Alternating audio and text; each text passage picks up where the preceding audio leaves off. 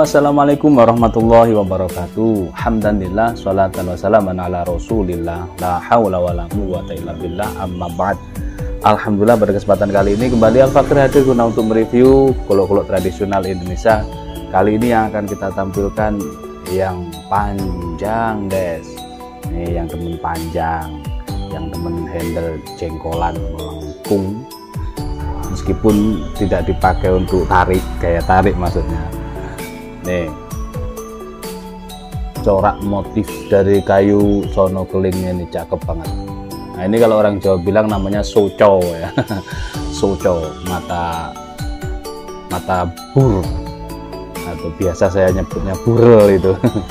Nah seperti ini. Ini di pohon itu kan dia seperti ini, soconya lama-lama membesar gede. Nah itu dipotong jadi bur atau burel. Cakep banget, memang membentuk motif yang cakep nih. Dipin, ring, dan dural. Handlenya melengkung jengkol, mantep. Langsung saja kita buka. Kinclong nih, yang demen panjang, yang demen mirror polish seperti kaca, yang demen ngaca sebelumnya beli. Nah ini alternatifnya. Bener-bener seperti kaca guys, nampak hilang langsung. Jadi kalau diginikan, kayak kaca ya kan, kayak kaca. Kita sentuh set, sidik jari saya nampak, lama hilang, 1 menit langsung hilang. Keren. Material yang digunakan adalah baja Persib Land Rover. Panjang bilahnya 41 lebih 1, 41 cm panjang bilahnya, lebih dari 40 cm ini guys. Lebar di pangkal 3 cm, 3 cm, 3,1, 3,2 terlebar. Ketebalannya 4 sampai 5 milian, 5 mili lah ini. Cuman ini dibuat bulat ya. Di sini dibuat bulat punggungnya, jadi nggak kaku, tidak press gitu. Enak dipegangnya gini, nggak sakit, enak ini di sini pegangannya. Jadi kalau panjang ini kan spek dorong ya, spesialis spek dorong. Jadi untuk kita tangan di sini ini nggak sakit, ini enak. Langsung kita tes performanya di selembar kertas. Saya nyoba selalu di ujung dulu ya, karena ujung ini kan awalan. Kalau panjang itu kan dibuat awalan ketika dia sudah hampir menyentuh kulit sapi atau hewan kurban. Set gini baru yakin dan berdoa bismillah Allahu akbar, set. Nah, dari ujung kan, makanya di ujung selalu saya tes dulu. Set. Tengah, pangkal. Ini kertasnya yang lembab. Set.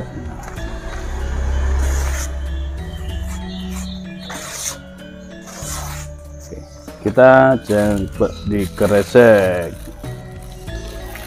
Ya, dikresek. Set. Lancar guys. Karena ini baru beres ini, Set.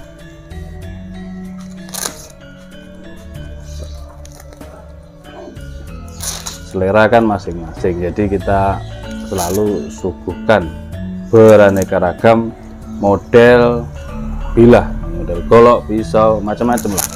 Dia akan bermunculan beraneka ragam macam-macam produk-produk itu. Jadi kita tugasnya hanya mereview ya, golok sembelih Nusantara, mereview berbagai macam golok sembelih.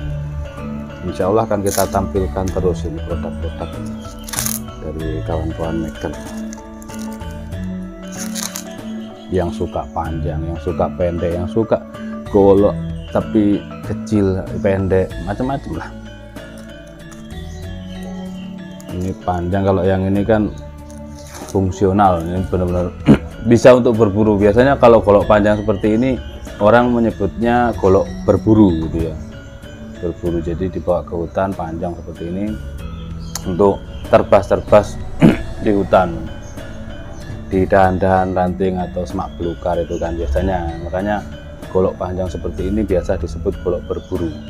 Nah, fungsinya untuk sembelihan ini gaya dorong, spesialis gaya dorong, yang biasanya di bawah itu lubang, kasih gedebong pisang, lubang. Jangan balok ya, kasihan. Kalau balok itu kasihan sapinya, balok bambu, waduh kasihan. Itu sebenarnya gedebong pisang itu juga jangan, terus ditutupi juga jangan. Kenapa ditutupi nggak boleh?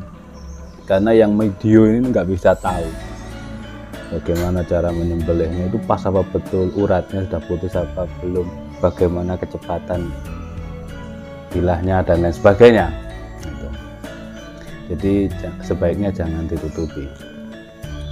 Jelas itu orang yang video di depan, jelas bagaimana cara menyembelihnya, dan bisa menjadi evaluasi bagi semuanya, khususnya bagi si jagal yang melaksanakan tugas tersebut.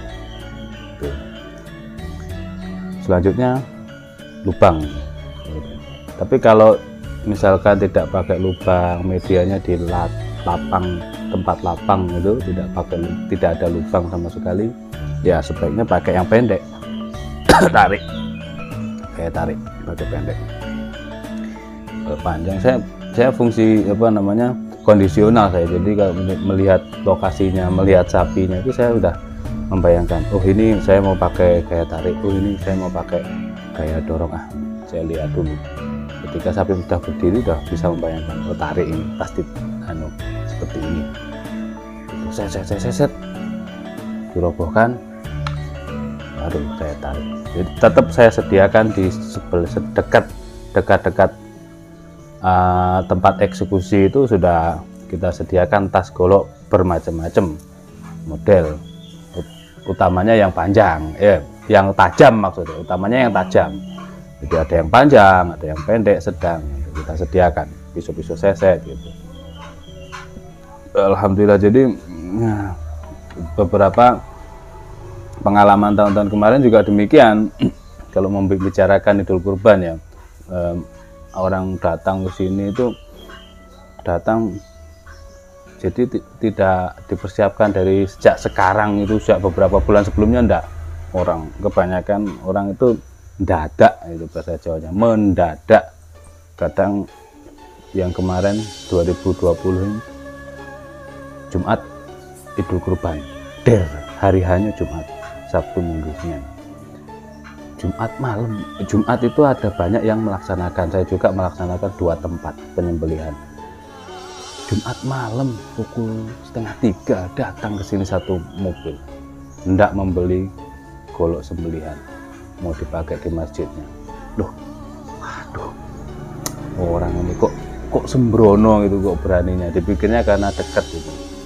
Telepon saya udah tidur, telepon biasa, ya masih nyenyak-nyenyaknya tidur. Terus datang, ketok-ketok, cari alamat, ketemu, ketok-ketok, satu motor, satu mobil ke sini.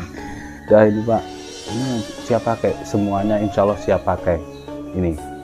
Terus yang buat cacah dia mana, cacah tulang ini.